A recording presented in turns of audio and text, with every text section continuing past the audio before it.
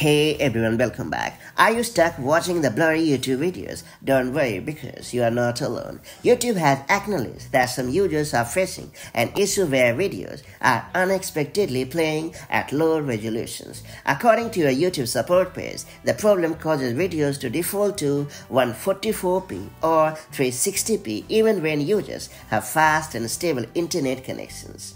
The good news is that YouTube is aware of the situation and is working on an official fix. However, until it is resolved, many users trying to manually increase the video resolutions are experiencing buffering instead. The issue seems to be fairly widespread, although Android users appear to have been largely unaffected so far. So that's the latest update on YouTube's video quality issue. If you're dealing with a low resolution playback, rest assured that YouTube is already on the case and a fix should be coming soon. In the meantime, keep an eye out for more updates and don't forget to stay tuned to our channel for the latest tech news, tips and troubleshooting guys. Thanks for watching. I'll catch you up in the next one. Take care. Bye-bye.